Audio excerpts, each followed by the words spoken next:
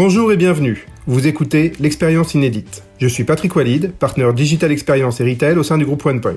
Depuis des millénaires, les êtres humains se sont échangés des commodités, des biens, des services. Depuis moins de 20 ans, l'histoire s'est accélérée et tout a changé. L'expérience est devenue l'axe majeur de création de valeur et révolutionne nos habitudes de consommation. Autour de 5 questions, nous échangeons ici avec une personnalité forte et inspirante qui nous partage sa vision de l'expérience dans son secteur. Commerce, distribution, culture, food, hôtellerie, tous les secteurs sont impactés. Pour changer, en échangeant, avec la touche OnePoint, au-delà de l'évidence.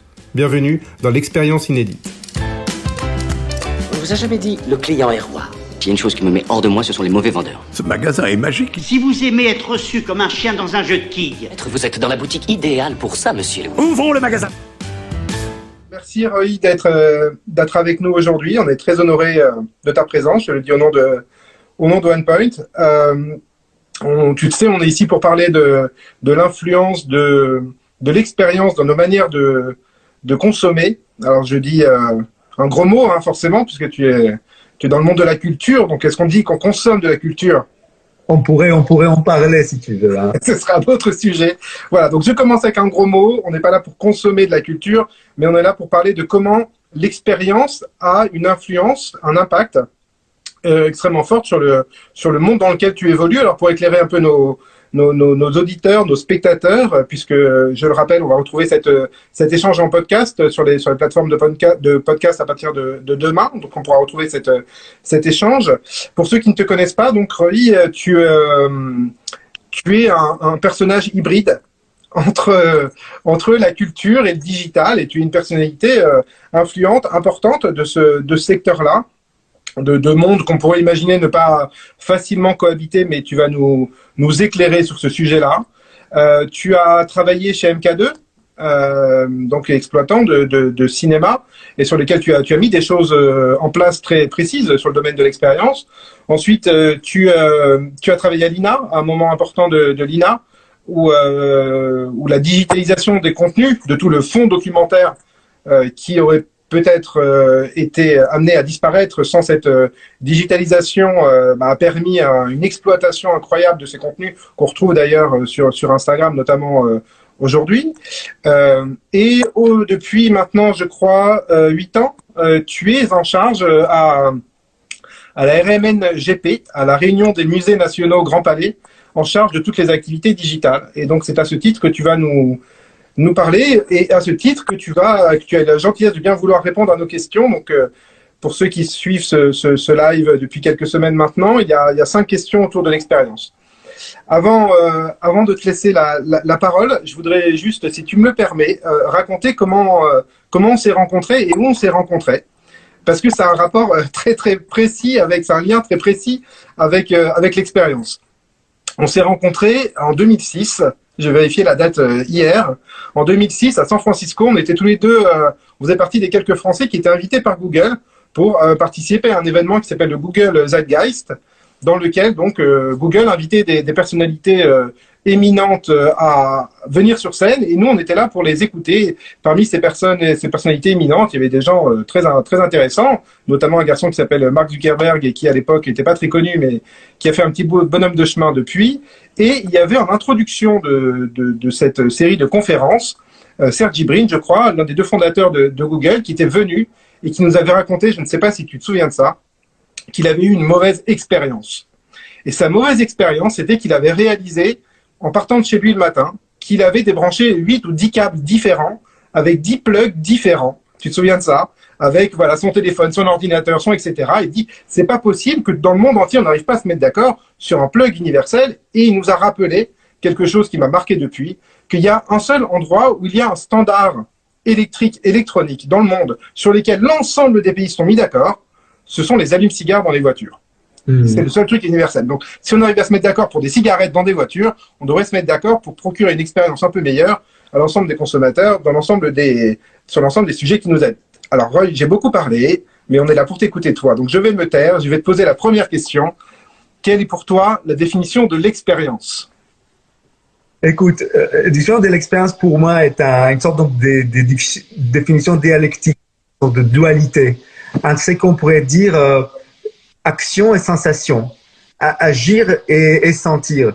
c'est ça pour moi l'expérience, parce qu'à la fois on est actif, enfin on fait quelque chose et on reçoit quelque chose des retours. Donc, et cette expérience se construit tout le temps dans cette, je dirais, dualité. Après, bien évidemment, l'expérience est toujours dans une sorte donc, de contexte. Hein. On fait jamais une expérience, je dirais, complètement déconnectée de tout. Et ce contexte donne à cette dualité son sens. Et pour rebondir à un autre sujet, dans la culture, je pense qu'il y a une sorte donc de double dualité, parce que parfois, cette expérience, il est pour soi. On fait l'expérience d'une expérience. Donc, on n'est pas fait une expérience de quelque chose d'autre. D'allumer, de consommer des cigarettes, de la bouffe, mais on fait des expériences qui rencontrent d'autres expériences. Donc, il y a cette double dualité d'agir et sentir, action et sensation, que je trouve particulièrement intéressante.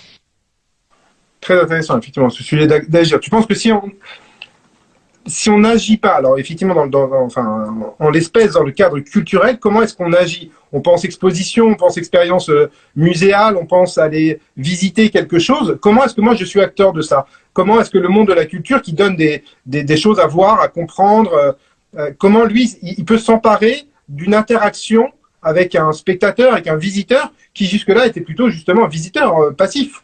Comment on le rend actif? Oui, alors je pense que ça fait vraiment partie de ces contextes hein, dans lesquels évolue l'expérience et où on est, je dirais, c'est pour ça que d'ailleurs je voulais rebondir sur ton définition de consommer, parce que c'est un gros mot, et justement on consomme aussi de la culture, de l'art, c'est très important. Mais ce sont aussi, et plutôt, sont des rencontres. Enfin, il y a nous, enfin, des visiteurs, qui à un moment ou à un autre sont en situation de rencontrer ce qu'on pourrait à un moment donné qualifier comme une expérience artistique et culturelle. Donc cette rencontre-là, qui est parfois plus passive, parfois plus active, ouais, parfois en interaction, parfois en observation, crée cette expérience. Après, une expérience, il n'est pas forcément être tout le temps actif, c'est de faire. Vraiment, c'est d'évoluer dans cette dualité. Et là, aujourd'hui, est-ce qu'il y a des choses que vous mettez en place à la RMN, justement, qui rendent les spectateurs plus actifs? Est-ce qu'il y a des choses qui sont prévues à l'avenir pour nous faire participer plus, si tu penses que le sujet de cette dualité est important, pour qu'on soit moins passif? Oui, alors, bien évidemment, on le fait ça depuis un moment à la RMN, et peut-être parce qu'on évolue dans notre monde actuel. Hein. Dans notre monde actuel, si tu veux, on pourrait, de mon point de vue, les qualifier avec quelques caractéristiques qui nous impactent directement. Et au-delà des questions, je dirais, des dimensions. Tu vois, depuis, moi je bosse dans le digital depuis une vingtaine d'années. La population de la planète a augmenté de presque de 25%.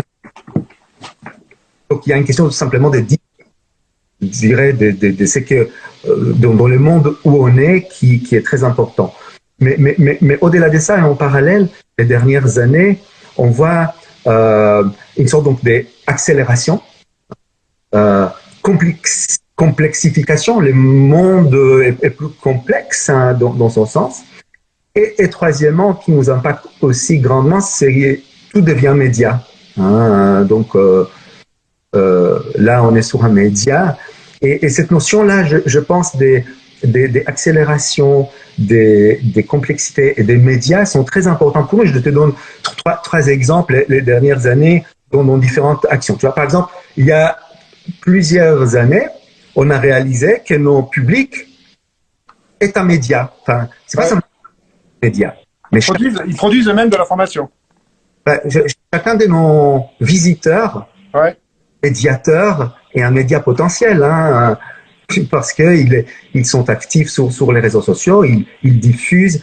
Et donc, on a fait une expérimentation, une expérience. Il y a quelques années, on a fait une exposition sur l'art cinétique Dynamo au Grand Palais, où on a présenté donc des œuvres cinétiques des années 50, 60, 70.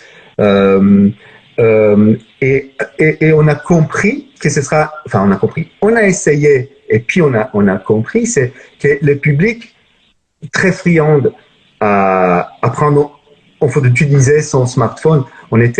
C'était encore, je pense, en 2013. Et d'ailleurs à l'époque, c'était pas unanimement admis qu'il est permis de prendre des photos dans des expositions. On a évolué depuis. C'est pas simplement qu'on a permis, on les a incités en créant une application dédiée qui les permettait de capter des œuvres, leur interaction avec les œuvres en temps direct et les partager sur une mur dédiée, selon donc des thématiques de l'exposition, et de les partager à la fois en direct sur les lieux de l'exposition et aussi sur les réseaux sociaux. Pourquoi je raconte cette expérimentation et cette expérience? Parce que c'était un des premiers moments où on a fait cette expérience où le public même est un média. Hein. Dans le même sens, comment on travaille, comment on évolue dans ces mondes d'accélération et des complexités. On s'est dit, nous, on ne détient pas tous les savoirs, même par rapport, je dirais, à nos métiers hein, et à ce qu'on fait. On détient bien évidemment une part importante des savoirs et d'expériences, mais dans la manière dont le monde évolue, il y a plein d'autres, de nos visiteurs, d'autres acteurs qui pourraient avoir des idées ou des propositions, des actions. C'est pourquoi, depuis un moment, on travaille avec un accélérateur des startups, l'agrandisseur Fisheye, où on accompagne des startups dans les domaines de la culture et de l'image, parce qu'on sait que c'est pas simplement nous qui détenons les savoirs. Et peut-être un troisième exemple, donc je parlais du public, je parlais des autres boîtes, mais aussi les artistes.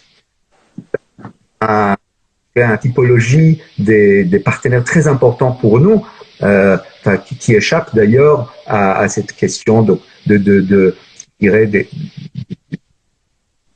un peu commercial au sens premier du terme. Il y a vraiment la création. Et on voit comment aujourd'hui, dans ces mondes qu'on vient de les décrire, hein, des révolutions numériques, les artistes aussi s'emparent des outils, des manières de diffuser. Et notamment, le printemps dernier, c'était il y a un an, ça a l'air d'être hyper longtemps avec tout ce Covid depuis. Et il y a exactement un an, on a accueilli au Grand Palais une installation digitale énorme de Wim Wenders qui s'appelait Émotion, qu'il a créé exprès pour les lieux, où il a visité lui-même sa propre, je dirais, création, en créant une nouvelle expérience. Et là, du coup, c'était une véritable expérience physique, où on expérimentait, comme disait Jérôme Notre, les commissaires, le cinéma, qui est un art narratif, est devenu un art plastique. Pas simplement le cinéma comme art plastique, dans un environnement où l'expérience collective esthétique des visiteurs était complètement, je dirais, intégrée de cette expérimentation. Donc là, c'est simplement 3 exemples pour montrer comment nous, on essaye. Et est-ce que cette expérience collective dont tu parles, dans le cas de Wim Wenders, est-ce qu'elle va... Alors, je vais continuer l'analogie très, très, très vulgaire avec le monde du commerce. Je continue sur ma ligne. Il y a un certain nombre de marques qui se sont vues désapproprier toute leur brand equity, tout ce qu'elles avaient créé depuis 100 ans. Je pense à L'Oréal, par exemple, hein, qui est une marque emblématique dans l'univers des marques, et qui, petit à petit, s'est rendu compte ou a dû constater que son image de marque, toute la richesse de sa brand equity, était maintenant entre les mains d'un certain nombre de personnes. Tu parlais tout à l'heure des publics qui deviennent eux-mêmes des médias. Là, les clients deviennent eux-mêmes des médias, et pas seulement des médias pour parler des produits, mais pour faire la publicité ou la critique d'un produit, et que ces contenus-là, cette richesse des communautés était plus importante et devenait aux yeux de ceux qui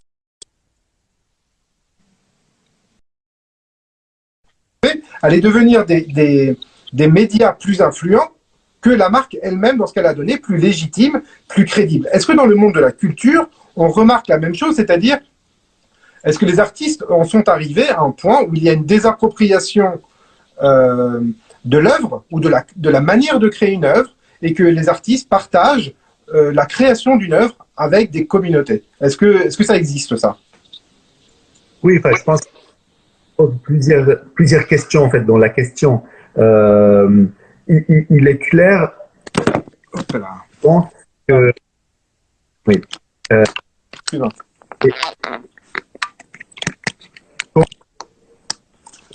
Comme nous sommes, évoluent. Et donc, les artistes eux-mêmes deviennent, comme on disait tout à l'heure, des médias. Ils ont des relations directes avec le public, hein, parfois. Et donc, d'ailleurs, récemment, on travaille avec une illustratrice, Keratil, qui a donc toute une existence en soi, directe avec le public sur les réseaux sociaux notamment. Et parfois, ça passe par une collaboration, une intervention d'une institution comme les nôtres. Mais je dirais que ça impacte tout le monde. Et il faudra chacun dans son domaine d'activité, comment on l'assume, comment on prend ça en compte. Et je dirais que là-dessus, on a une approche hybride. À la fois une approche volontariste et d'expérimenter, de ne pas avoir peur des lignes. Je vous donne un autre exemple anecdotique. On était un des premiers à faire travailler des youtubeurs à l'époque. On se disait, tiens, il y a ici une nouvelle manière d'adresser le public. Hein. Il y a de nouveaux types aussi des acteurs et des artistes. Les youtubeurs sont aussi donc des artistes. Et on a dit, tiens, on pourrait essayer ça. Donc, on était la première, ça nous valait pas mal, aussi à moi personnellement, quelques ennuis. On peut dire pourquoi ça, c'est dégradant, pourquoi parler, pourquoi rigoler d'Alfur, et pourquoi travailler avec ça échappe aux commandes publiques, ce type d'exemples. Et puis, on a travaillé, depuis on travaille avec beaucoup de youtubeurs, mais avec celui-là, les premiers avec lesquels on a travaillé, il est devenu après beaucoup plus cher pour continuer à travailler. Je donne ça comme une sorte d'anecdote de dire qu'il faut expérimenter, il faut essayer, il faut tout le temps bouger des lignes dans ce monde. Il y a des accélérations où on vit avec des surprises toutes les 4 jours. Aujourd'hui, tout le monde parle comment on fait le design d'une visite. On parlait tout à l'heure peut-être des post-Covid. Ce sont donc des questions. Il faudra que nous, et je pense qu'avec le digital, ça nous entre dans les temps, dans notre temps. Donc, ce temps-là où on est, qui est forcément en accélération, en complexité et en temps des médias. Et ce temps, il est compatible, excuse-moi, je te coupe, ce temps, il est compatible avec le temps de la culture, avec le temps de la création? Parce que ce temps, c'est un temps long. Comment vous faites cohabiter ces deux temps? C'est très intéressant comme sujet. Oui, je pense que oui, bien évidemment, c'est compatible, et compatible dans la mesure où, d'abord, chacun d'entre nous, dans notre vie, on vit des temporalités différentes. Hein. Après, tu m'as posé la question, comment, autant qu'une institution, on se positionne. Maintenant, la manière dont les temps, je te donne un autre exemple, c'est notre travail sur le patrimoine. On se dit, ce sont donc des sujets qui durent dans les temps et des valeurs dans les temps. Et donc, tu as parlé, à l'époque, je travaillais à l'INA, et comme on a vraiment publié ces 13 heures, c'était vraiment, ça commençait comme un projet technologie, hein, parce que c'était possible de numériser et de donner accès. Et donc, le projet était vraiment mené comme un projet de technologie de pointe, des observations et des rendre disponibles. Et assez vite, on a rendu compte que c'est pas de tous les projets. Bien évidemment, la technologie existe, hyper important. Elle donne la base pour ça, mais ce qui est important, c'est l'expérience. C'est, je dirais, l'usage de ces contenus d'archives. Et un autre exemple beaucoup plus récent, c'est tout notre travail, par exemple, sur des sites archéologiques. Hein. Donc, on a fait un travail il y a quelques années, c'était un de notre premières expériences sur l'exposition digitale.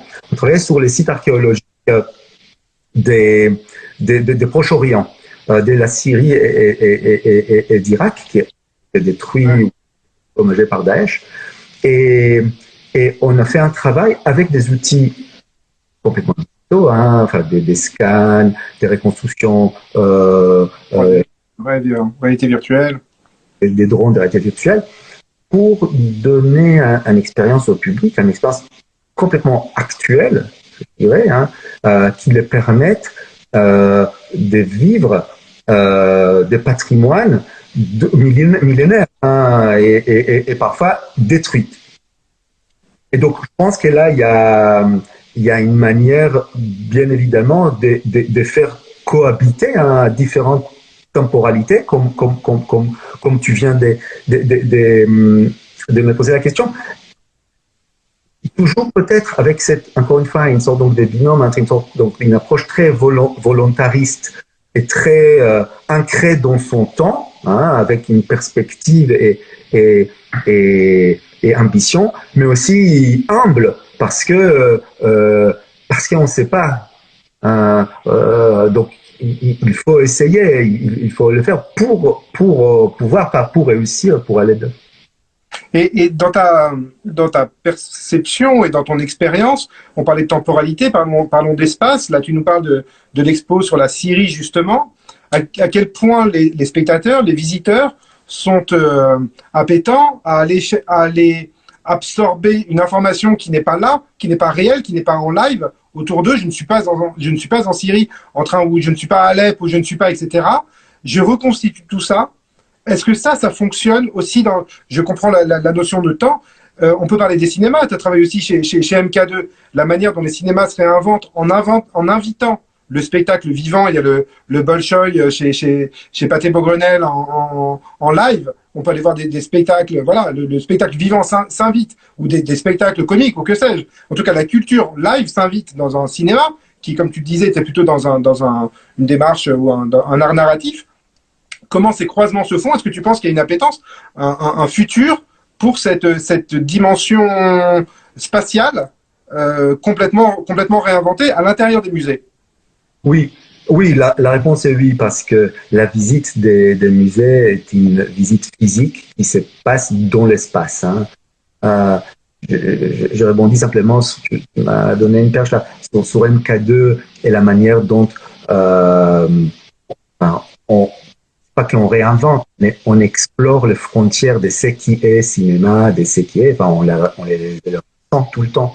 Donc, à l'époque, on a fait, par exemple, le film patrimoniaux, notamment de Buster Keaton, et on les a lisés, restaurés, etc., mais en les proposant avec de nouveaux bandes de son. C'est des films muets, et donc, pour les mettre à l'ère du temps, on les a mis en musique, par exemple, par Jeff Mills, un grand compositeur, accompagné par des ciné-concerts, des lives, des performances, accompagné aussi par une série des œuvres qui étaient derrière proposées dans une galerie d'art. Donc, en fait, sont un ensemble en fait des créations qui tournent, qui instigé par ça. Et justement, l'expérience physique ne fait pas que dans la salle de cinéma, mais aussi sur la piste de danse, mais aussi dans une galerie d'art. Et pour te donner un exemple beaucoup plus récent, c'est notre upcoming exhibition à venir bientôt, notre exposition Pompéi. Pourquoi je dis ça? Parce que l'expo Pompéi qui était censée d'ouvrir à la fin mars on a dû arrêter les chantiers comme tout le monde. Donc, on a une exposition qui attend, confinée, qui attend d'ouvrir ses portes. Et cette exposition est une exposition donc très numérique, très digitale, immersif, interactif, narratif, avec des grandes projections où il y a une vraie valeur, je dirais, émotionnelle, mais aussi intellectuelle de la visite physique. Parce qu'on va déambuler dans une reconstitution d'une rue pompéienne, à la fois avant l'éruption et après l'éruption. Et aujourd'hui, en déambulant, en découvrant un amphithéâtre. Donc, il y aura tout un aspect physique de cette visite, même si elle va être très, très, très numérique en termes donc, de propositions.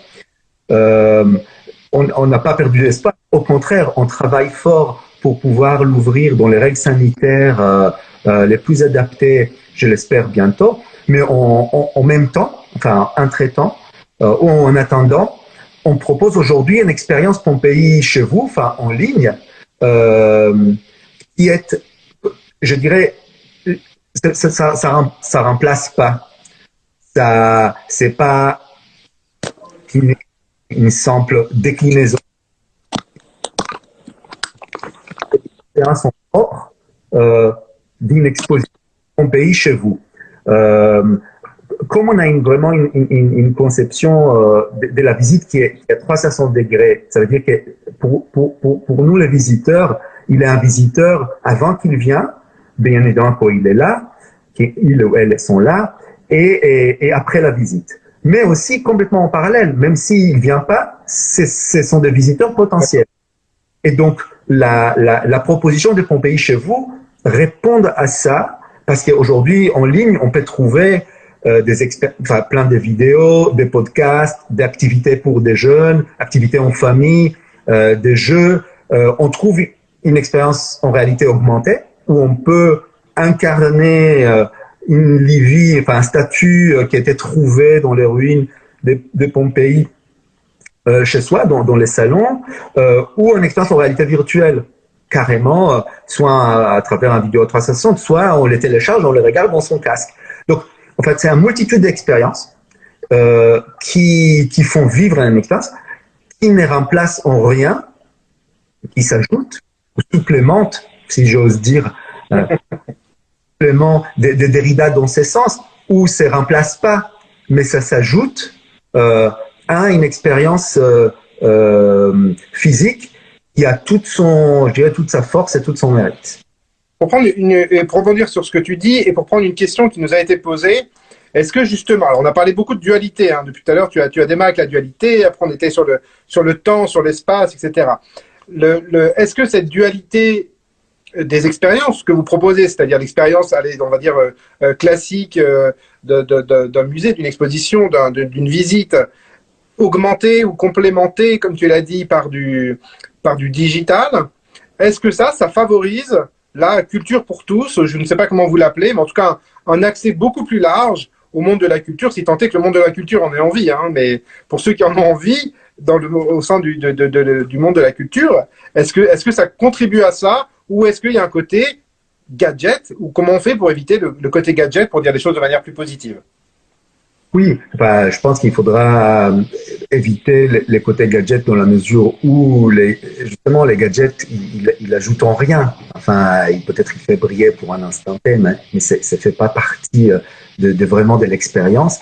Donc nous, on essaye de toute façon, et chaque fois nouveau, de faire et de refaire ces expériences pour proposer des expériences authentiques. Qu'est-ce que ça veut dire, quoi? D'agir et de sentir des choses, je dirais, des choses concrètes et vraies pour chacun de nos visiteurs. Après, tu poses la question, est-ce que ça balaye plus large? Est-ce qu'avec ça, on arrive à élargir nos publics? La question est un peu plus complexe. La question, je dirais d'abord en creux, si on ne fait pas ça, on va perdre public. On va même public. Parce qu'aujourd'hui,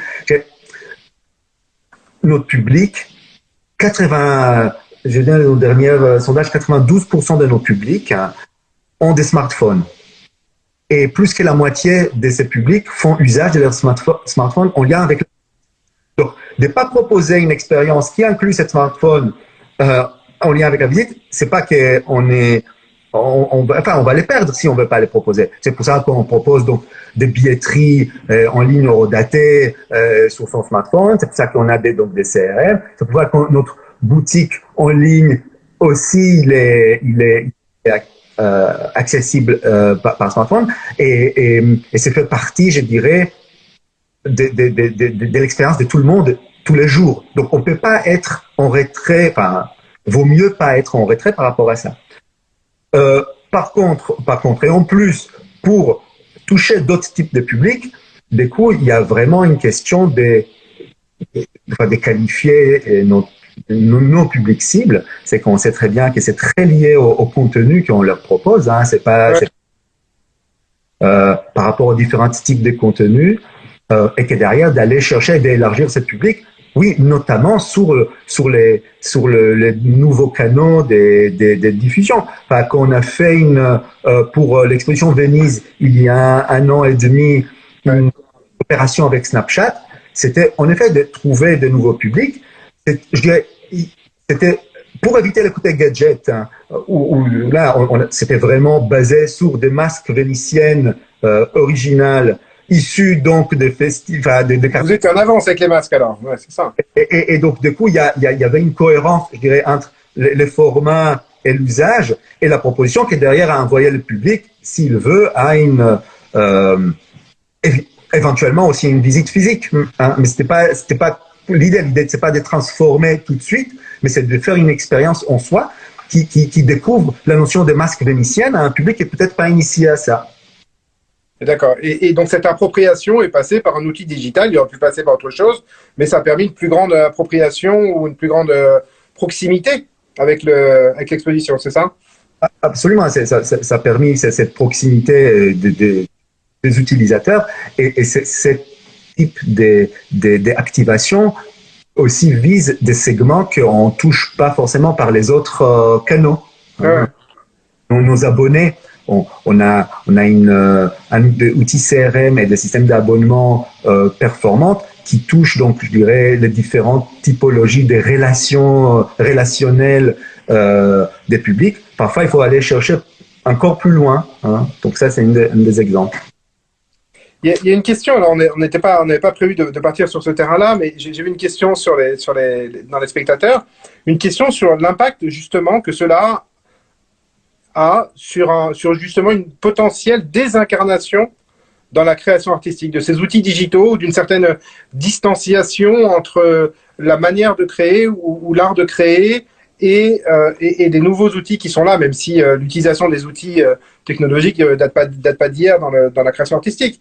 Mais est-ce qu'on va vers un chemin, tu penses, qui pourrait être celui-là? Ouais, j'y pense pas. Enfin, je pense pas. Comme je pense pas que les visites virtuelles ou les propositions digitales remplacent la visite physique, je pense pas. Et d'ailleurs, toutes nos études et toute notre expérience montrent que c'est pas le cas. Je pense pas que ça existe aussi dans la création. Au contraire, je pense qu'il y a un élargissement des champs de la création et on voit très bien comment des artistes s'emparent des outils digitaux, comment ils hybrident dans le digital ou pas. On a fait une exposition l'année dernière sur artistes et robots, qui raconte l'histoire de l'imbrication entre la création humaine, les artistes, et des machines. Donc depuis les années 50, et Chauffeur avec ses premières cultures robots, jusqu'à aujourd'hui où on peut dire. D'ailleurs, on a présenté un film créé par l'intelligence artificielle. Donc, ce sont des questions qui se posent. Je pense que les artistes, peut-être un des premiers à les poser, hein, ce sont les artistes. Je pense que ça, on réincarne en rien. Enfin, au contraire, ça élargit les champs des expressions, les outils. Il y a un mouvement qu'on peut voir quand on fait des visites, qui n'est pas purement culturel, mais qui dans le monde des expositions ou des visites, l'Atelier des Lumières ou le Team Lab à Tokyo, ou qui est passé par la France, dans le théâtre. Je vois qu'il y a une question aussi dans nos spectateurs sur les expériences de théâtre immersives. Quelle est votre position côté RMN là-dessus. Est-ce qu'on va là-dessus? Est-ce que vous avez envie d'aller là-dessus, l'immersion, l'expérientiel? Absolument. Je pense que l'exposition qu'on va ouvrir On a hâte de voir Pompéi. Va donner une incarnation, enfin, une précision de je dirais, de la manière dont nous, on conçoit un nouveau type des expositions, enfin, on appelle l'immersion. Nous, on pense que l'immersion n'est fait qu'une partie de l'expérience. Ça suffit pas d'être simplement immergé. Il faut offrir aussi donc d'engager avec le public aussi avec des narrations. Enfin, on raconte des choses. Il y a de l'information, il y a des contenus. Il y a aussi donc des interactions. La manière où le public, pas simplement immergé esthétiquement, mais la manière dont le public est acteur de sa propre visite.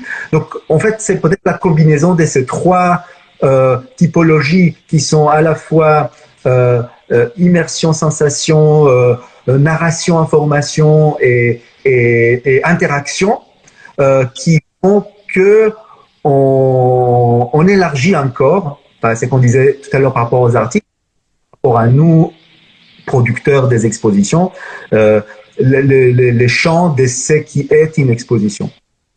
Très clair. Il nous reste deux questions, quelques minutes, si tu veux bien encore rester encore un tout petit peu avec nous. Est-ce qu'il y a un moment, question qu'on pose classiquement à nos invités, est-ce qu'il y a un moment, toi, dans ta vie personnelle, professionnelle, où tu as senti sur ton secteur que l'expérience faisait toute la différence et nous emmenait vers un nouveau champ soit de création, soit de création de valeur, soit de création tout court? Écoute, je ne sais pas s'il y avait un moment, un tournant, parce que je pense que comme toi, moi, je suis tombé dans la numérique dans mes années des facs. Hein. Enfin, j'ai fait la philosophie notamment comme des études et je tombais ça parce qu'on y était. Hein. Donc depuis, je pense que ce qui m'inspire toujours par rapport à au numérique, c'est son levier de curiosité. C'est la manière où, avec le numérique, on peut, après moi c'est personnel pour moi, mais je pense aussi par rapport au public, la manière dont ça élargit, surtout dans la culture, dans l'art, les champs, c'est parce que c'est très lié à cette... on est tout le temps en train de découvrir d'autres choses, de faire et de refaire, bon, à propos de Pompéi, j'ai tombé en préparant les expos sur ce qu'a dit Freud il y a plus de 100 ans. Il a dit, c'est maintenant, Pompéi tombe en ruine depuis qu'on a commencé à l'exhumer. Hein? Qu'est-ce que ça veut dire? Ça veut dire que tout le temps, enfin, il faut faire, il faut défaire, il faut refaire.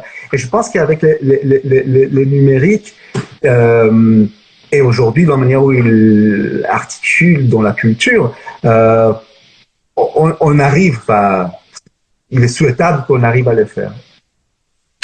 Merci pour cette réponse. Donc une avant-dernière question sur les changements structurants au sens des structures qui animent le monde culturel. Est-ce qu'il y a des changements structurants à prendre en compte qui te paraissent nécessaires, qui soient culturels, c'est le cas de le dire, qui soient de l'ordre des collaborateurs, de l'ordre de la culture d'entreprise, même si c'est pas le terme que vous utilisez, de l'ordre des organigrammes, des organisations? Qu'est-ce qu'il faudrait changer ou qui est déjà en place? Je ne sais pas si tu sais, mais il y a un débat très profond au sein de l'Organisation mondiale des musées, l'ICOM, qui est dépendant de l'UNESCO. Donc, depuis 2 ans maintenant, il y a un débat sur refaire la charte de l'ICOM, qui est quand même les International Commission Committee of Museums. C'est l'organisation la plus importante au monde. Il y a un débat de fond pour l'évolution de la charte qui définit qu'est-ce qui est un musée, qu'est-ce qui est une exposition, qu'est-ce qui est un visite. Et c'est le débat qui clique le monde du musée entre une définition, je dirais, actuelle qui est basée sur la conservation, sur les artefacts, sur les collections, vers une définition plus large qui inclut des notions comme public et expérience dans sa définition même. Pour l'anecdote de ce débat qui n'est pas encore clos, parce que les votes de tous les dernières assemblée mondiale de l'ICOM n'est pas arrivé à un consensus. Donc, le débat a été reporté. Enfin, la vote a été reportée, donc la charte n'est pas encore corrigée. C'est l'UNESCO, ça, on aime bien discuter à l'UNESCO. Oui, voilà. Plus que tu être d'accord. Exactement. Bon, il faut mettre d'accord beaucoup de monde, des milliers de membres. Mais je pense que c'est éclairant par rapport à ces évolutions, du fait que nous, par exemple, on a bien évidemment, on a des nouveaux métiers chez nous. Enfin, il y a des gens qui font des CRM, qui font des data, qui opèrent des boutiques en ligne, qui opèrent donc des billetteries en ligne. Et donc, il y a des nouveaux métiers, il y a des nouvelles offres qu'on l'intègre dans notre organisation. Hein. Et je pense que c'est, encore une fois, aujourd'hui, ça c'est notre point de vue, c'est mon point de vue, c'est nécessaire parce que du coup, pour être encore dans son temps, dans son monde. Et là, je paraphrase un peu Chris Marker qui a dit qu'à l'époque, moi j'ai dit le fond de l'air est numérique. Hein. Donc, lui, il a dit ça par rapport à d'autres couleurs. Hein. mais comme le fond de l'air est numérique, ça c'est vraiment notre temps. Donc, il faut y être. Une dernière question, on arrive à la fin de cet entretien, sur les impacts, on ne peut pas faire l'impasse sur la période qu'on est en train de vivre, l'impact de cette fermeture des lieux de culture, entre autres, hein, évidemment, beaucoup d'autres lieux ont dû fermer. Est-ce que tu y vois un impact long terme, positif ou négatif, bien sûr, un redémarrage sur autre chose? Bah oui, bien sûr qu'il y aura des impacts. Bon, il y a déjà des impacts, il y a des impacts pour... D'abord, comme pour tout le monde, on a des impacts économiques majeurs. Hein. On est un secteur de ce qu'on dit de hospitality qui reçoit des publics, des personnes. Du coup, qu'on est complètement fermé et qu'on ne peut plus recevoir donc des publics, il y a des impacts majeurs. Donc, je commençais par ça. Derrière, des artistes, des métiers, des gens avec lesquels on travaille. J'espère que là, à un moment donné, il faudra qu'on arrive à dépasser cette stade. Après, il y aura sûrement des impacts plus profonds. Je pense que la manière dont on conçoit la visite, hein, je disais tout à l'heure que nous, on les pratique, mais je pense que cette pratique-là d'avoir une conception de visite à 360 va devenir beaucoup plus répandue. Hein. Enfin, ce sera nécessaire. Hein, de voir. La visite physique ne fait qu'une partie de rencontre entre un public et les contenus culturels et artistiques. Donc, bien évidemment, la visite physique, il a ses attributs, ses caractéristiques très importants, mais c'est simplement une partie. Hein. Donc, c'est pas... Et ça, je pense que c'est un effet qui va accompagner. Et il y aura des effets sur la manière dont on accueille le public hein, sur place. Enfin, si je parle de manière physique, de manière très opérationnelle et très... je dirais immédiate, hein, qu'on va ouvrir prochainement les expositions. Il y aura des notions de distanciation sociale, des jauges limitées, etc. Ça va nous accompagner, je pense, pour un bon moment. Ok. Roy, merci beaucoup pour cet échange. C'était extrêmement intéressant, comme chacun de nos échanges. Merci d'avoir pris le temps et je suis ravi. Merci pour les gens qui ont participé aussi, les personnes qui ont participé à cet échange avec nous, qui nous ont posé des questions, qui ont été simples spectateurs, beaucoup de choses autour de l'expérience et on voit que le monde de la culture n'a pas fini de se réinventer et c'est très très positif et très exaltant pour l'avenir. Merci beaucoup pour ton temps, Roy. À très bientôt. Merci à toi. Au revoir. Je ne fais que défendre mes droits de consommateur. On ne peut point l'écouter, c'est du volement. Vous allez dénaturer le produit. Un bon vendeur a toujours un sourire sincère. Le client est roi, et le client, c'est vous.